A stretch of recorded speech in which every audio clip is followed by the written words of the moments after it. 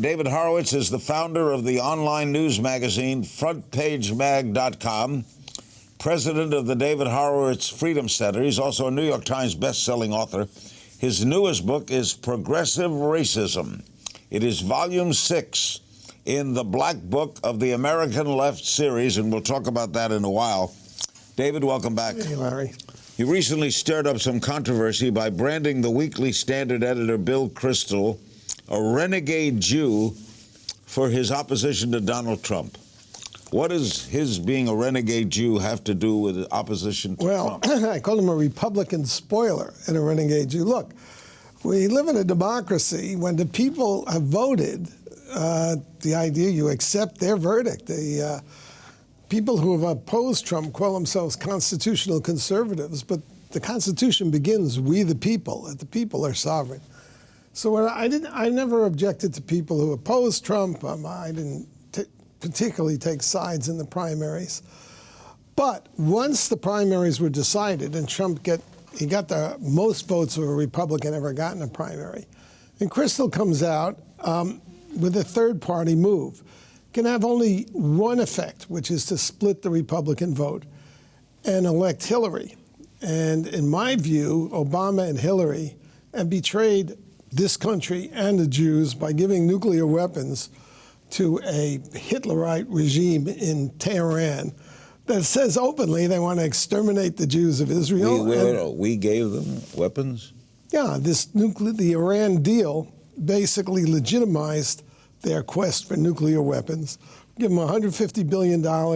We let them violate. They're already violating it. They got these ballistic missiles. So renegade Jew just meant Kristol was betraying the Jews of Israel, and I also put in there, which I believe he was betraying this country. I think a vote for the Democrats is a vote for disastrous policies. But this administration has sold more arms to Israel than the 3 previous ones combined. That's true.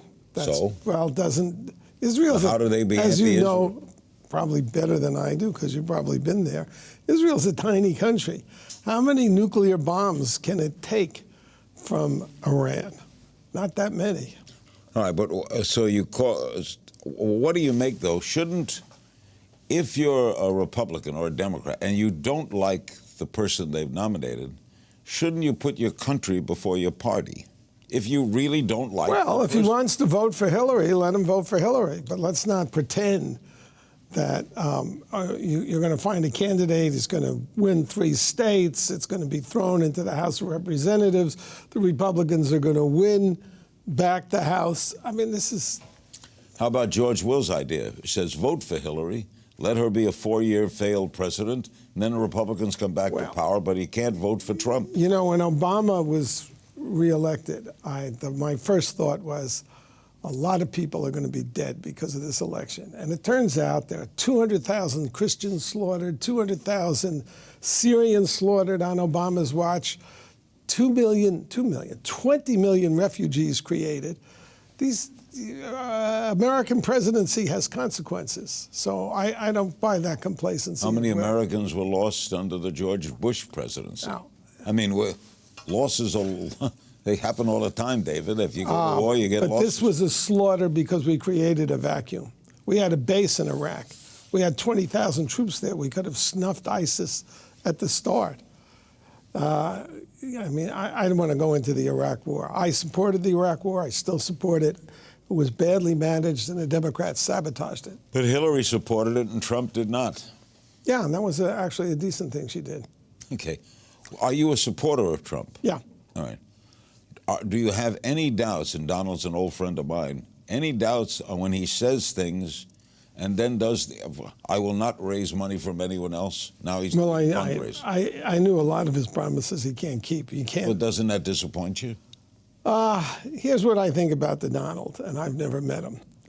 First of all, I love his political incorrectness. I love that he has the guts to just blow through all that nonsense. And he's the only politician that does.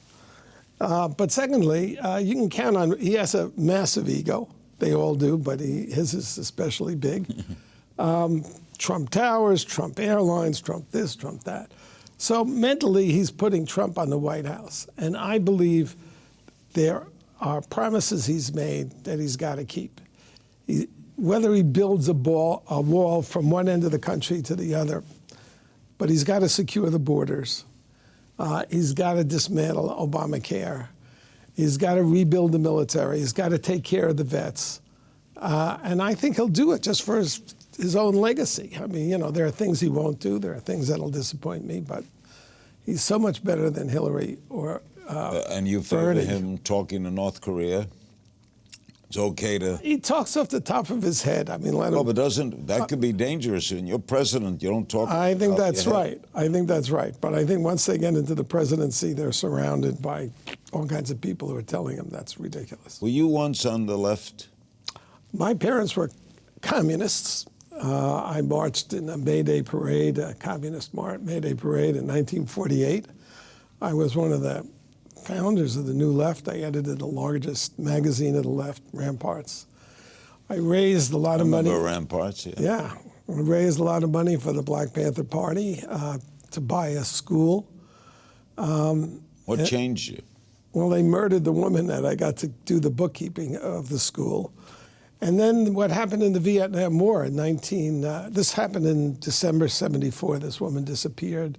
Her body was discovered in February. And in April, America withdrew from Vietnam. And in other words, the left won a huge victory.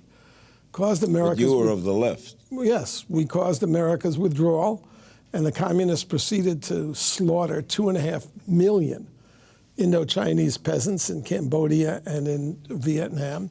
And there wasn't a single protest from the left. And that taught me that the left was not about anti-war, it was about anti-America.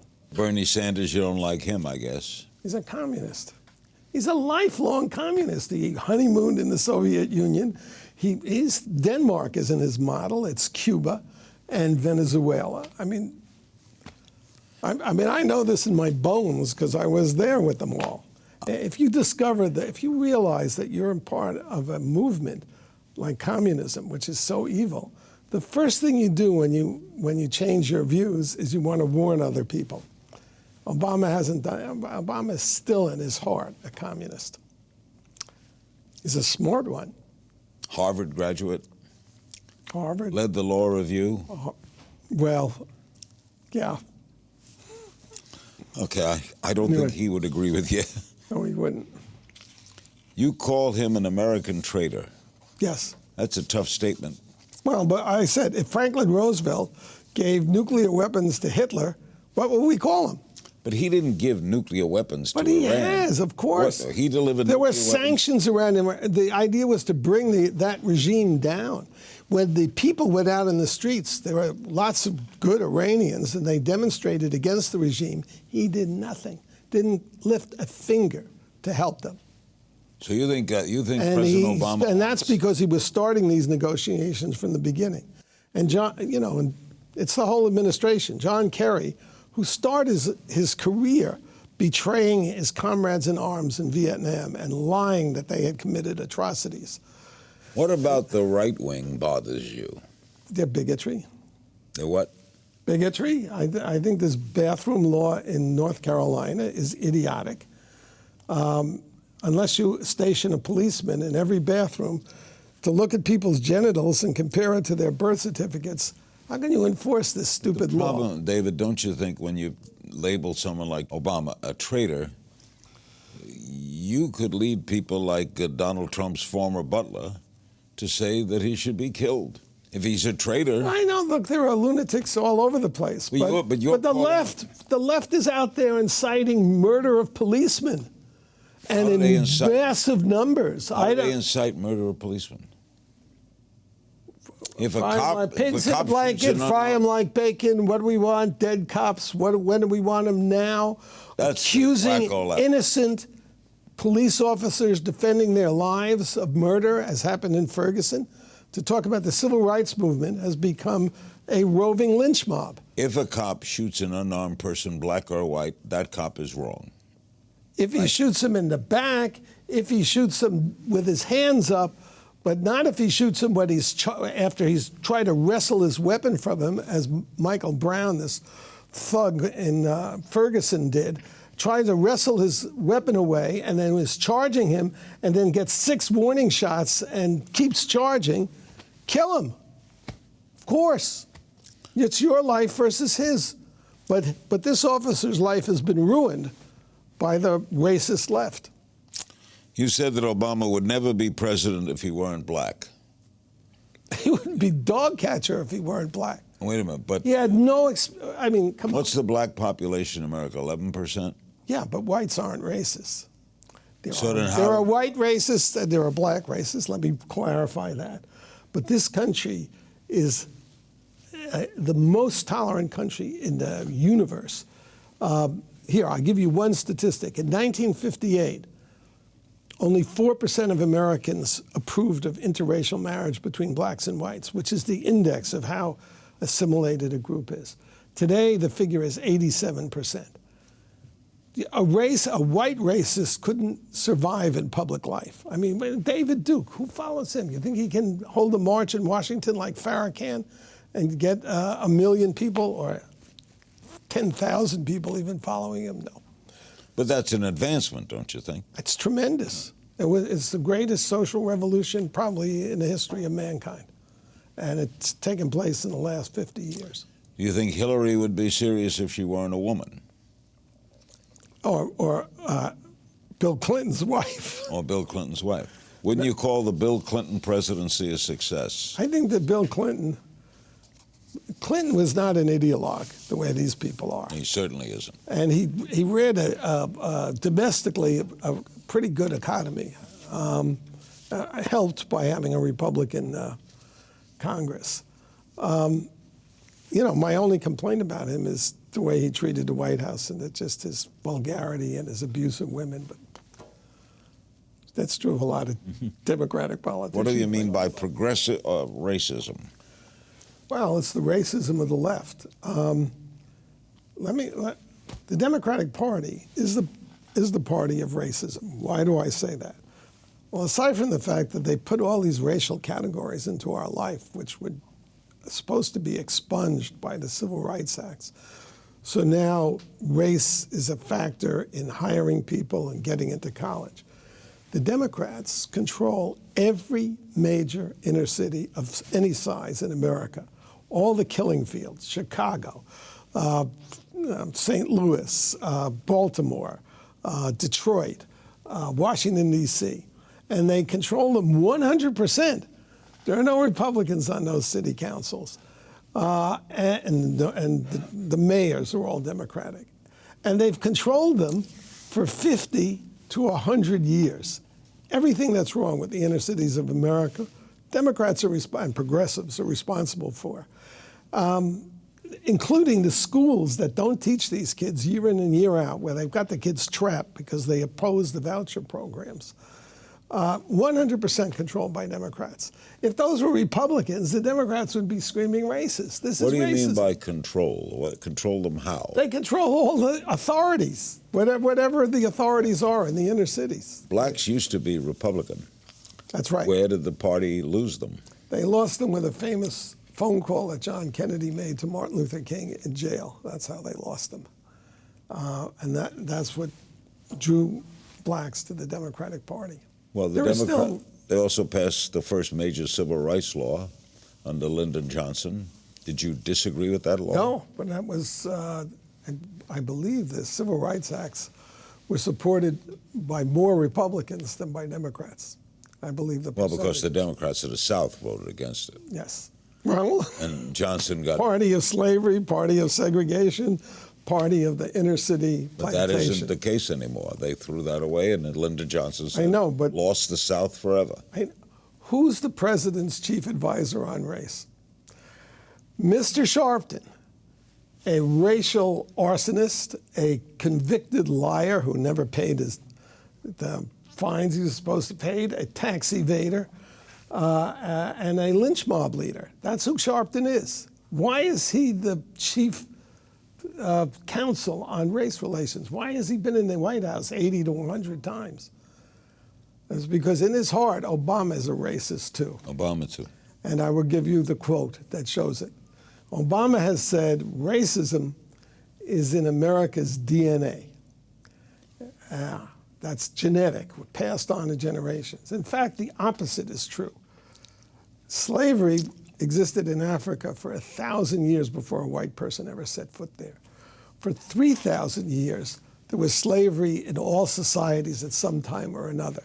And nobody ever said it was immoral. Not Aristotle, not Moses, not Jesus. And they were all wrong. Until Wilberforce in the 18th century. And Englishmen in America who became Americans in 1776 or 1787, in our birth certificates said liberty and equality are God-given rights that government can't take away. Within a little more than a generation at that time, but the 90, 80 years, slavery was abolished in America and in the Western Hemisphere. Every black in America owes their freedom to Thomas Jefferson and the founders. What's in America's DNA is liberty. That Obama said it's racism just reveals where he's at. You have to walk in his skin, and it's hard to do that. It's easy to say that as a white man. He led an incredibly privileged life. Actually, the last chapter in this book is called Black Skin Privilege. He went to all these, of course, we don't know his college records, but he got into all the premier schools. You're not going to say he's stupid. I don't think he's stupid, no. But I don't know that he would have gotten into Harvard if he were white, either. Who knows? But anyway, Clarence Thomas would have gotten into Yale if he weren't black. And he certainly wouldn't have gotten the pass he got. His two most intimate political advisors before he hit the national stage were an America-hating racist named Jeremiah Wright, who he was his inner counsel in his family matters, in his politics, and Bill Ayers, an idiot American terrorist, whom I happened to have interviewed at length many, many years ago. You were friends? No, I did a piece with Peter Collier on the Weather Underground for Rolling Stone magazine, and I interviewed him for 10 hours. David, you've led two lives. Yeah. Thank you so much. I love talking to you. Thanks, Larry. His new book is Progressive Racism. David Horowitz, and that book is available wherever books are sold.